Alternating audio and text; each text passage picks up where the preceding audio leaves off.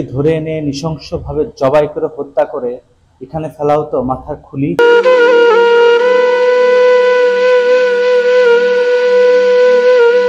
1972 সালে জানুয়ারি মাসে একেবারে শেষের দিকের ঘটনা এটি। ঢাকার বাসিন্দারা তখন বিজয়ের আনন্দে আত্মহারা হলেও শহরের উপকণ্ঠে মিরপুর তখনও স্বাধীন হয়নি। প্রয়াত মেজর জেনারেল অবসরপ্রাপ্ত মইনুল হোসেন চৌধুরী তার এক জেনারেল নীরব সাক্ষ্য স্বাধীনতা প্রথম দশক বইতে লিখেছিলেন, ওসমানী আমাকে বললেন, বিহারি রাজাকার ও তাদের সহযোগীদের গ্রেফতারের জন্য বাংলাদেশ পুলিশ বাহিনী মিরপুর 12 সেকশনে যাবে। পাকিস্তান বাহিনী সহযোগীদের একটি লিস্টও তারা তৈরি করেছে। তিনি পুলিশকে সৈন্য দিয়ে সহায়তা করার জন্য আমাকে নির্দেশ দেন। জেনারেল ওসমানী আদেশ পেয়ে তৎকালীন ক্যাপ্টেন হেলাল মোর্শেদের নেতৃত্বে সৈন্য পাঠানো হয় মিরপুরে। বন্ধুরা, সবচেয়ে বিস্ময়কর বিষয় হচ্ছে বাংলাদেশ স্বাধীন হওয়ার 45 দিন পর ঢাকার উপকণ্ঠে মিরপুর শত্রুমুক্ত হয়েছিল তীব্র এক যুদ্ধের মধ্য দিয়ে। এতে বেশ কিছু সামরিক বাহিনীর সদস্য এবং কয়েকশো পুলিশ বাহিনী শহীদ হন। মূলত 1971 সালের 16 ডিসেম্বর পুরো বাংলাদেশ শত্রুমুক্ত হলেও মিরপুর শত্রুমুক্ত হয় 1972 সালের 31 জানুয়ারি। দীর্ঘ রক্তক্ষয়ী যুদ্ধের পর সারা বাংলাদেশে খোঁজ মেলে নির্মম এবং নৃশংস গণহত্যার চিত্র। বেরিয়ে আসে একের পর এক বৌদ্ধভূমি। লাল সবুজের বাংলাদেশে সর্ববৃহৎ বৌদ্ধভূমির মধ্যে একটি হল মিরপুরের এই জল্লাদখানা বৌদ্ধভূমি। হ্যাঁ বন্ধুরা, আজ আপনাদের সেই জল্লাদখানা বৌদ্ধভূমি নিয়ে কিছু তথ্য দেওয়ার চেষ্টা করব।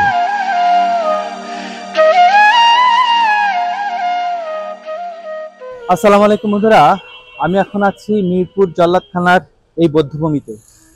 এখানে মূলত 1971 সালে মুক্তিযুদ্ধ চলাকালীন সময়ে এবং পরবর্তীতে পাকিস্তান হানাদার বাহিনী আত্মসমর্পণের পর নিরীহ বাঙালিদেরকে ধরে এনে এখানে নৃশংসভাবে হত্যা করা হতো।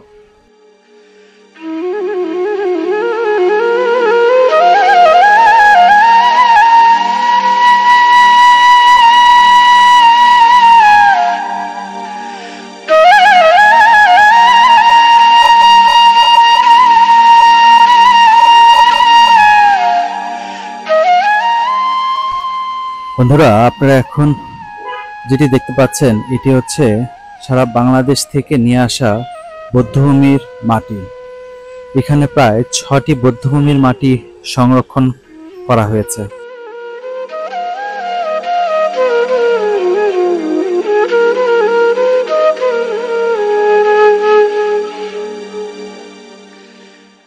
বন্ধুরা, বৌদ্ধভূমির চারপাশের ওয়ালগুলোতে যে ধূসর রঙের শিল্পকর্মগুলো দেখতে পাচ্ছেন, এগুলো মূলত তৎকালীন এই জল্লাদখানার চারপাশে পড়ে থাকা লাশের প্রতিকৃতি।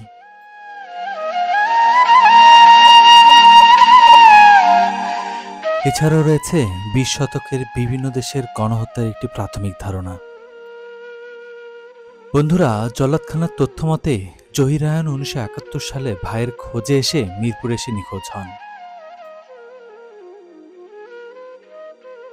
কিন্তু উইকিপিডিয়া তথ্য মতে জহির রায়হান 1971 সালে 17 ডিসেম্বর ঢাকায় ফিরে আসেন।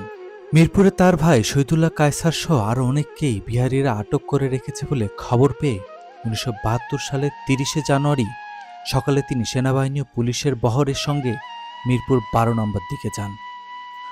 সকাল 9:30টার দিকে বিহারিরা কালাপানি পানির ট্যাঙ্কির সামনে সেনা ও পুলিশ সদস্যদের উপর ব্যাপক গুলিবর্ষণ করে।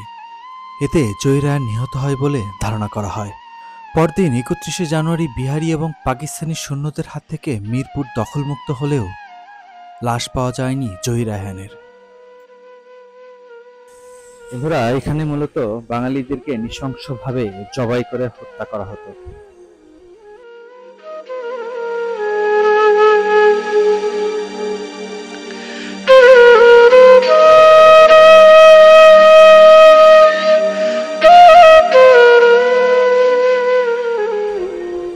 বন্ধুরা, এখানে মূলত বিভিন্ন লাশের হাড় এবং শরীরের বিভিন্ন অংশ পাওয়া গিয়েছে।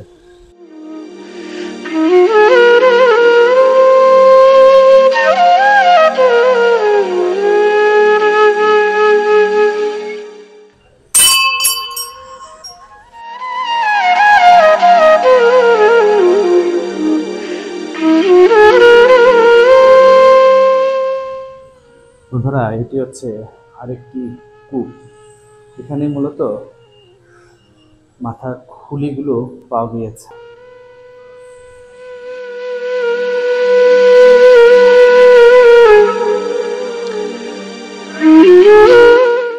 জল্লাদখানা ঠিক এই স্থানেই নিরীহ বাঙালিদেরকে শিরচ্ছেদ ও হত্যা করা হতো।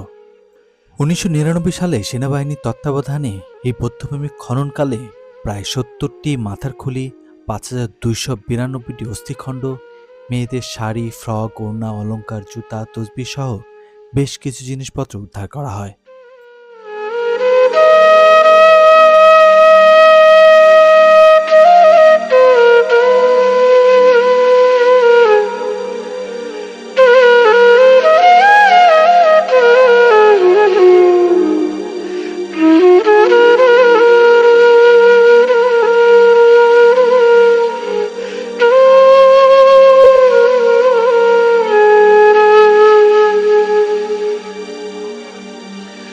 Mm-hmm.